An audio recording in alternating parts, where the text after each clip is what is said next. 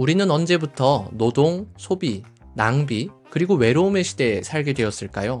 원래부터 세상이 이랬던 건 아니구나. 내가 사는 세상이 이런 세상이었어? 근대는 부가 무한히 증식하는 시스템을 만들려고 했고, 인간의 노동만이 이를 가능하게 해준다고 생각했어요.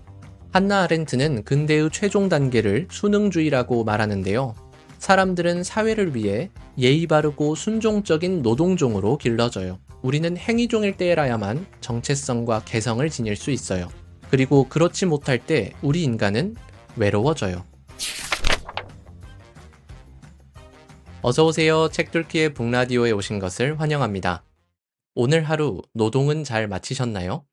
혹은 노동하기 위해 출근 중이신가요? 매일매일 노동하는 우리 모두 참 애쓰며 살고 있는데요. 반면 삶은 점점 팍팍해지고 인간관계는 삭막해져 가는 듯해요. 우리는 언제부터 이런 세상에 살게 되었을까요? 왜 매번 경제는 어려워지고 이제 빚을 내지 않으면 집조차 살 수 없게 되었을까요? 때때로 내가 사람인지 일하는 기계인지 헷갈리고요. 주변 사람들과의 대화는 온통 돈과 건강 이야기뿐이에요. 요즘 나도 나를 잘 모르겠어. 나 잘 살고 있는 거 맞겠지? 라는 고민을 터놓아도 배가 불렀냐? 살만한가 보다? 라는 조롱이 돌아오고요. 아니, 나 지금 진지해. 내 말 좀 들어봐. 라며 고민을 이어가려 해도, 너 머리 잘 됐다. 어디서 했어? 또는, 야, 한잔 해. 라는 반응뿐이에요. 악의 평범성으로 유명한 정치 철학자 한나 아렌트는 이렇게 말해요. 우리가 소비와 사치, 낭비 경제 속에서 외로움을 느끼는 건 우리 시대의 특징이라고요. 그녀는 우리가 왜곡된 노동종의 삶을 살고 있으며 따라서 소외될 수밖에 없다고 말해요. 그래서 준비했어요. 그녀가 말하는 노동종이란 무엇인지, 그리고 우리는 왜 외로움을 안고 살아갈 수밖에 없는지 소개해 볼게요. 오늘 내용은 다소 긴데요. 끝까지 들으시면 원래부터 세상이 이랬던 건 아니구나. 내가 사는 세상이 이런 세상이었어? 라는 시원함을 느끼실 수 있을 거예요.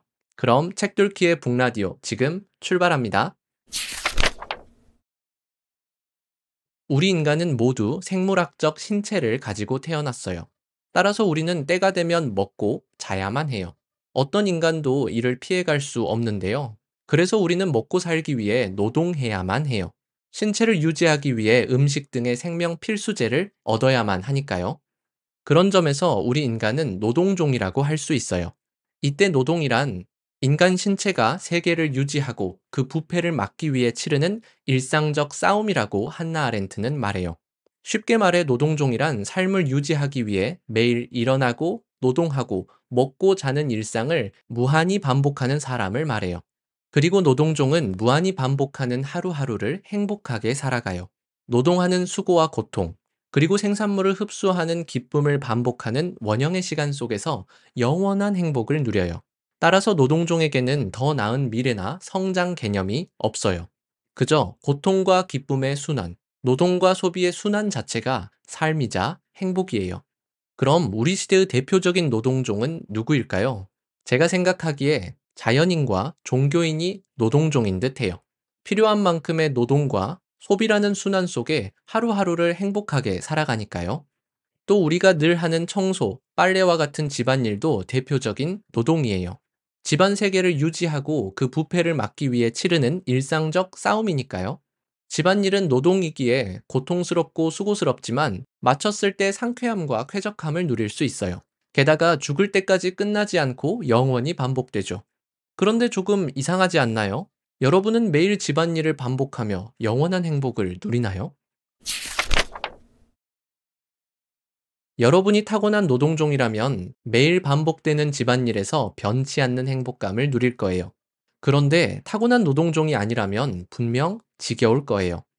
해도 해도 끝이 없고 나아지는 것도 없고 늘 제자리에 머무는 삶이 저주처럼 느껴질 거예요. 바로 이 점이 노동의 특징인데요. 노동 생산물은 소비하고 나면 사라져요. 음식은 먹으면 사라지고요. 먹지 않아도 금방 부패하여 사라져요. 집안일도 시간이 흐른 만큼 다시 쌓이죠. 따라서 노동은 인간 세계를 바꾸지 못해요. 영원한 제자리, 영원한 순환, 원형의 시간이 흐를 뿐이죠. 바로 이 때문에 작업종이 탄생해요. 작업종은 원형의 시간에서 벗어나고자 무언가를 만드는 종인데요. 노동을 도와주는 도구를 만들기도 하고요. 삶을 편안하게 해주는 가구나 집을 만들기도 해요. 또 감정과 사유를 담은 예술 작품을 만들기도 하죠. 이런 작업 생산물은 음식과 달리 오래 지속되기에 인간 세계를 변화시키고 유지시킬 수 있어요. 그럼 이때 작업이란 무엇일까요? 제 식대로 정리하자면 작업이란 키치를 사물화하는 활동이에요. 이때 키치란 온갖 종류의 그래야만 한다로 실현되기 바라는 꿈이나 이미지라고 할 수 있어요. 예를 들어 가구 장인은 먼저 자신이 원하는 이상적인 가구, 즉 키치를 상상해요. 그리고 그 키치를 사물화하면 마침내 가구가 탄생하죠. 가구의 탄생은 인간 세계를 새롭게 하고 덕분에 인간은 보다 새로운 세계에 살아가게 돼요. 이 때문에 작업종은 두 가지 축복을 누리는데요. 하나는 인간 세계를 새롭게 만든다는 거예요. 그리고 또 다른 하나는 작업종이 자신의 죽음을 초월할 수 있다는 거예요. 자신은 죽더라도 자신이 창조한 작업 생산물은 여전히 남아 인간 세계를 구성하기 때문이에요. 그럼 우리 시대 대표적인 작업종은 누구일까요? 요즘은 기계화, 자동화로 인해 사실 수많은 장인들은 사라졌어요. 대신 AI의 위협을 받고 있는 예술가, 혁신 기업을 만드는 기업가 정도가 우리 시대에 남은 작업종이 아닐까 생각해요. 작업종은 인간 세계를 창조하는 축복을 누리지만 동시에 어마어마한 저주를 견뎌야 해요. 바로 외로움인데요. 이는 작업이란 활동이 가지는 특성 때문이에요. 작업은 본래 폭력적이고 대상을 수단화하는데요. 예를 들어 볼게요. 가구장인은 자신이 꿈꾸는 가구를 만들기 위해 재료와 도구가 필요해요. 나무라는 재료를 얻기 위해 자연을 파괴하고요. 또 나무를 가구로 만들기 위해 망치, 톱, 끌 등 자기 주변의 모든 것들을 도구로 활용해요. 이처럼 작업종은 폭력적인 방식으로 재료를 구하고 또 자기 꿈을 이루기 위해 자기 주변의 모든 것들을 도구 또는 수단으로 활용해요. 예시를 하나 더 들어볼게요. 30살에 결혼하는 게 내 인생 계획이야. 라는 목적으로 상대방에게 프로포즈하는 사람이 있다고 해볼게요. 이 사람은 작업종이에요. 자기 인생이란 작품을 만들기 위해 상대방을 수단 또는 도구로 활용하고 있기 때문이에요.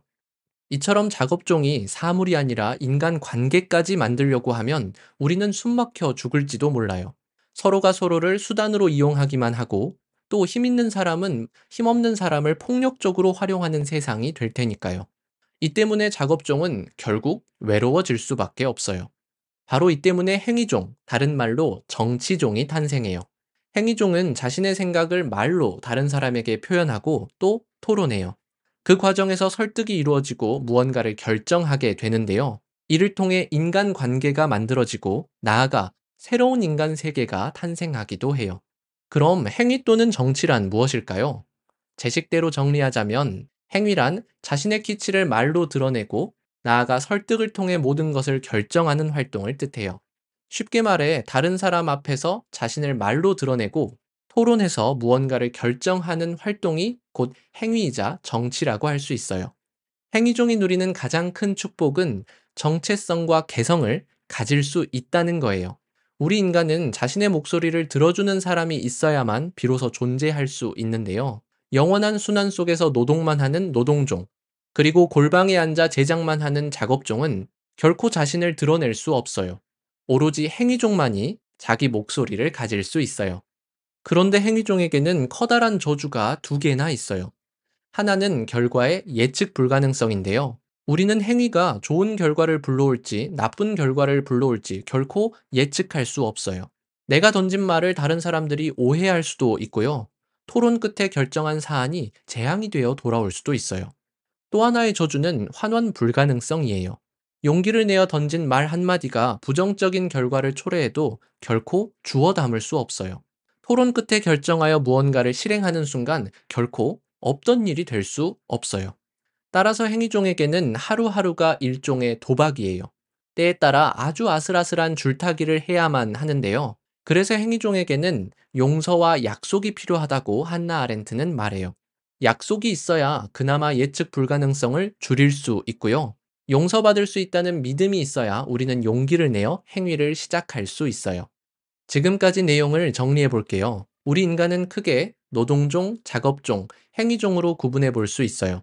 어떤 종이 옳고 어떤 종이 틀리다라고 말할 수는 없고요. 각자의 영역이 다르다고 할 수 있어요. 또 우리는 때에 따라 세 종의 역할을 모두 해야만 해요. 첫째, 먹고 사는 문제를 해결하려면 노동종이 되어야만 해요. 둘째, 인간 세계가 사라지지 않고 지속되려면 작업 생산물이 필요해요. 셋째, 정체성과 개성을 지니려면 행위종이 되어야만 해요. 또 공동의 문제를 해결하여 보다 나은 세계를 창조할 때도 행위종이 필요해요. 우리는 언제부터 노동, 소비, 낭비, 그리고 외로움의 시대에 살게 되었을까요? 한나 아렌트는 노동, 작업, 행위의 눈으로 근대를 분석하여 답을 내리는데요. 지금부터 그녀의 눈으로 바라본 근대 이야기를 들려드릴게요. 근대는 부가 무한히 증식하는 시스템을 만들면 모두가 부유하고 행복해질 거라고 생각했어요. 그리고 인간의 노동이야말로 부의 원천이라고 생각했는데요. 따라서 근대는 모두가 한마음 한뜻으로 노동하고 또 노동 생산성을 높이면 모두가 풍족한 세상을 만들 수 있을 거라 생각했어요. 이때 사회라는 표현이 등장하는데요. 사회란 가족 결합체를 뜻해요.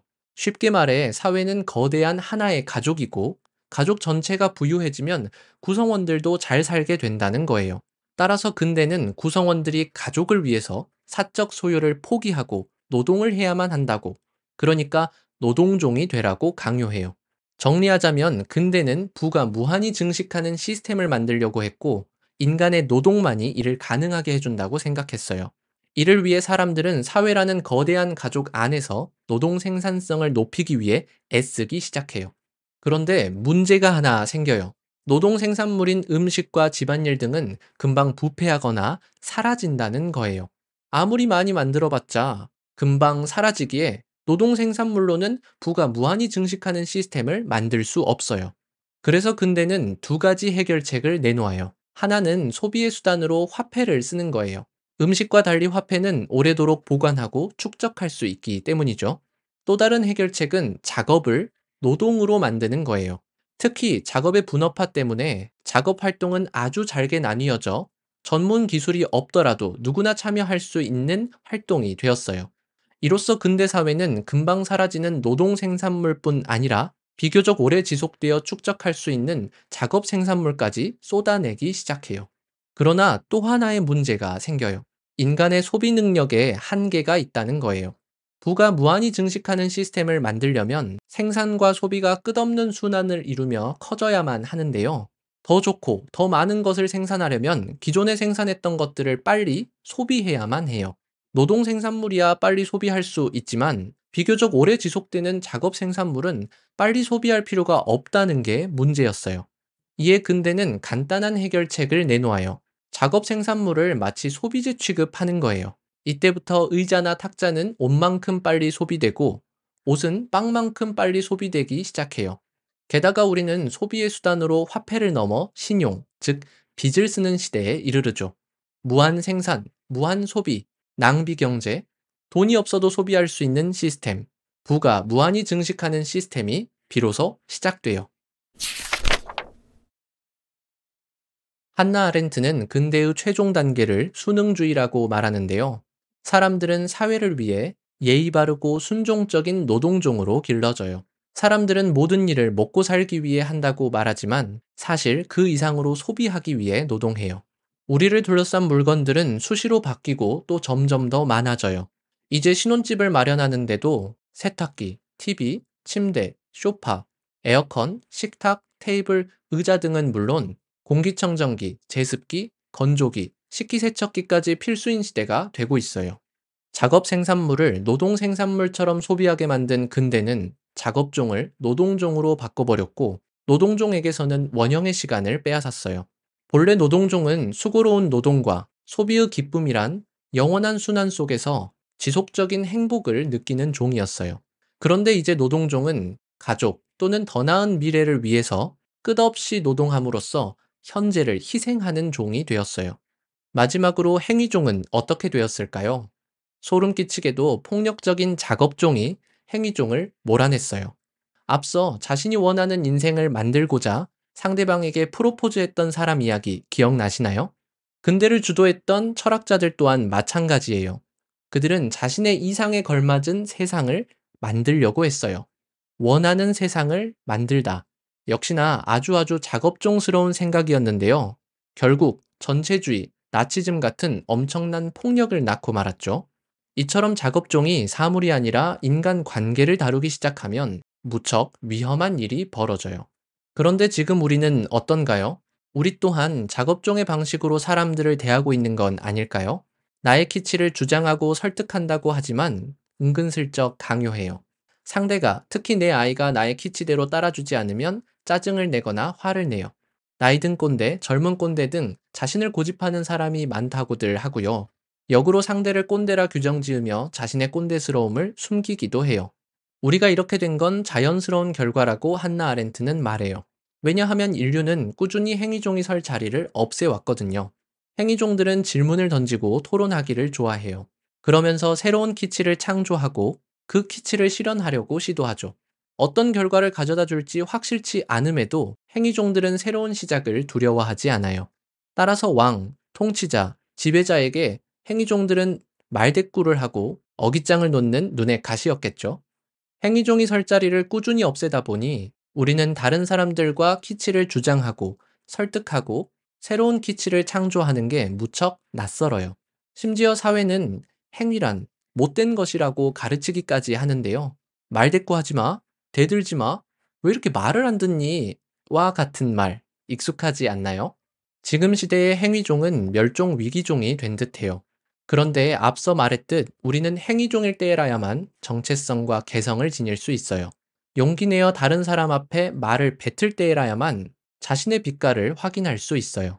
그리고 새로운 키치를 향해 몸을 던질 때라야만 새롭게 태어날 수 있어요. 그리고 그렇지 못할 때 우리 인간은 외로워져요. 오늘 제가 준비한 이야기는 여기까지예요. 노동종, 작업종, 행위종이란 관점으로 우리 삶을 살포시 둘러보았는데 어떠셨나요? 재미있으셨나요? 한나 아렌트에 따르면 저는 영상을 만드는 작업종이에요. 그러나 제 영상을 여러분들이 들어주고 댓글을 남기는 순간 우리는 행위종이 되어요. 저의 키치가 말로 전달되고 여러분의 키치가 댓글로 드러나는 순간 책돌키의 북라디오는 행위의 장이 되어요. 무척 가슴 뛰는 일이지 않나요? 여러분의 댓글은 저마다 다 다른 색을 지니고 있어요. 즉 댓글을 통해 여러분의 정체성과 개성이 드러나고 우리는 비로소 고유한 목소리를 지닌 존재가 되어요. 댓글을 달아달라는 말을 결코 어렵게 하는 건 아니고요. 책돌키의 북라디오가 여러분에게도 행위의 장이 되기를 진심으로 바래요. 지금까지 책돌키의 북라디오를 들어주셔서 감사합니다. 구독과 좋아요로 제 마음을 뚫어주세요. 그럼 다음에 또 봐요. 안녕.